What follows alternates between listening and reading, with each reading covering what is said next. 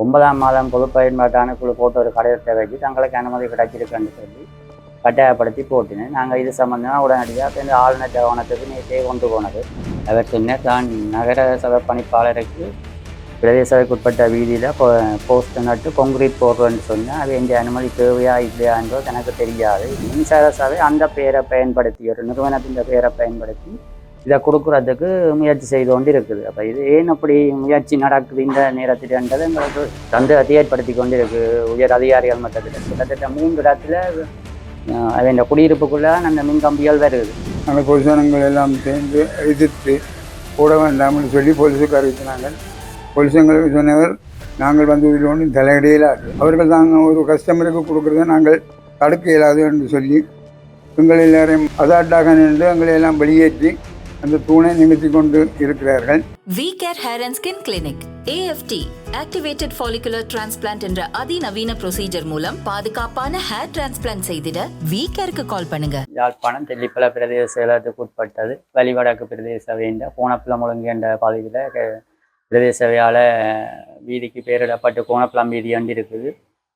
இது இந்த மொத்த நீளம் வந்து 725 மீட்டர். அதில் காங்கேசுந்தர வீதியில் இருந்து அந்த இப்போ மின்சாரம் எடுக்கிறதுக்கு ஒரு நிறுவனம் ஒன்று முயற்சி மேற்கொண்டது. அப்போ இது வந்து பிரதேச வேண்டிய ஒழுங்கு மிகவும் ஒடுக்கமானது. 15 இருந்து 16, 17 அடி தான் இருக்குது.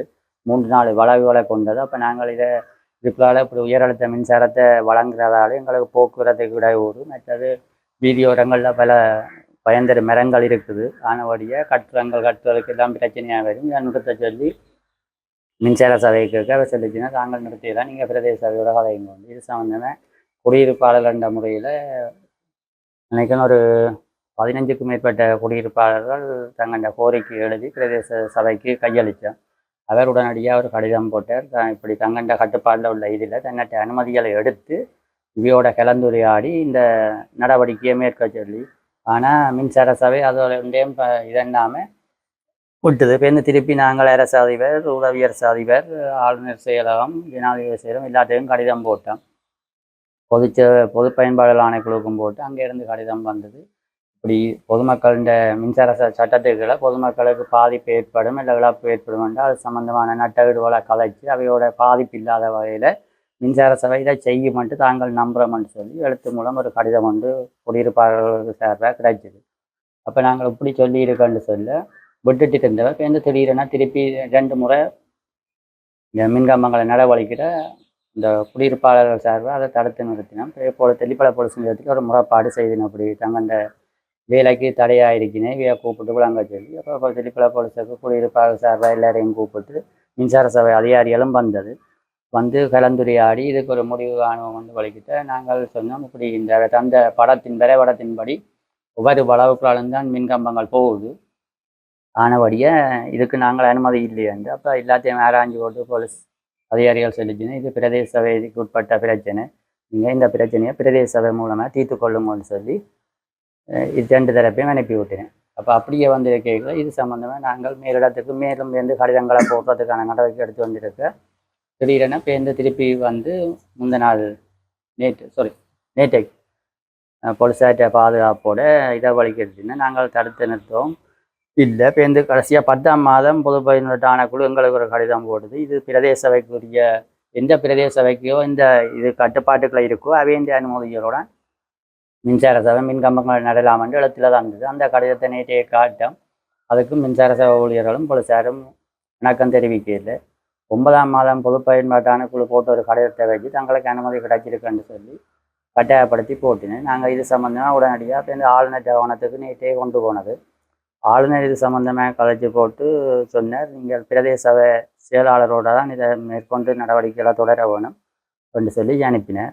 இன்றைக்கு இது சம்பந்தமாக நாங்கள் பிரதேச சபை செயலாளர்கிட்ட நேரில் போய் கலைச்சி திருப்பி ஒரு மனுவை இன்றைய கொடுத்துருக்குறோம். அவர் சொன்னார், தான் நகர சபை பணிப்பாளருக்கு பிரதேச சபைக்கு உட்பட்ட வீதியில் போஸ்ட் நட்டு கொங்கிரீட் போடுறேன்னு சொன்னேன். அது எந்த அனுமதி தேவையா இல்லையா என்றோ எனக்கு தெரியாது. இது சம்மந்தமாக தெளிவான தனக்கு ஒரு பதில் தர சொல்லி போட்டிருக்கிறேன். அவைன்ற பதில் வந்தால் தான் நான் மேற்கொண்டு நடவடிக்கை எடுக்கலாம் என்று சொல்லி அவர் உண்டையே சொல்லியிருக்கிறார். இப்போ இது அந்த நிறுவனம் எந்தவித பதிவும் மேற்கொள்ளப்படவில்லை என்று பிரதேச சபை எங்களுக்கு எழுத்து மூலமாக தெரிவிச்சிருக்கு. உரிய முறைப்படி இதுக்கான அனுமதி ஒன்றும் பெறையில்லை. ஆனால் மின்சார சபை அந்த பெயரை பயன்படுத்தி ஒரு நிறுவனத்தின் பெயரை பயன்படுத்தி இதை கொடுக்குறதுக்கு முயற்சி செய்து கொண்டு இருக்குது. அப்போ இது ஏன் அப்படி முயற்சி நடக்குது இந்த நேரத்தில்ன்றது எங்களுக்கு சந்தேகத்தை ஏற்படுத்தி கொண்டு இருக்கு. உயர் அதிகாரிகள் மட்டத்தில் இல்லாத ஒரு நிறுவனத்தில் அப்படி ஒரு பேரே இல்லைன்னு சொல்லியிருக்கல. ஏற்கனவே அங்கே ஒரு இது ஒன்று என்ன சூரிய மின்கலம் சோலார் ஒன்று இயங்கி கொண்டிருக்கிறது கொடுத்து அதுக்கு மேலதிகமாக இப்படி ஒரு பாதைக்குள்ளே பொதுமக்களுக்கு இடையூறு ஏற்படுத்தக்கூடிய வகையில் இப்படி ஒரு சின்ன ஒழுங்குக்குள்ளே இதை கொடுக்குறது எங்களுக்கு பெரிய ஒரு இது ஏற்படுத்தி இருக்குது. என்ன ஒரு சங்கடமான நிலையாக இருக்குது. இது சம்பந்தமாக ஜனாதிபதி செயலகம், ஆளுநர் செயலகம் எல்லா இடத்துக்கும் நாங்கள் கடிதம் உடனடியாக அனுப்பியிருக்கிறோம். இதுக்கு ஒரு சரியான தீர்வு கிடைக்கும் கொண்டு எதிர்பார்த்து கொண்டு இருக்கிறோம். இனியும் மேலதிகாரிகள்லாம் இதை இந்த காலகட்டத்தில் இந்த புதிய அரசாங்கத்தில் இப்படியான இதுவால் இந்த துஷ்பிரயோகங்கள் அதிகாரிகள் வந்து அப்படி ஒன்றும் இல்லாமல் சரியான ஒரு இதில் நடக்கும் கொண்டு எதிர்பார்த்து தான் நாங்கள் இதை செய்து கொண்டு இருக்கிறோம். கிடைக்குமென்ற ஒரு நம்பிக்கையும் இருக்குது. தனியார் காணிகளை 2 போஸ்ட் போட்டு இருக்குது. ஆனால் எங்களுக்கு இலங்கை மின்சார சபையின் வரைபடத்தில் எல்லாம் வீதி ஓரத்தில் என்று தான் காட்டப்பட்டது.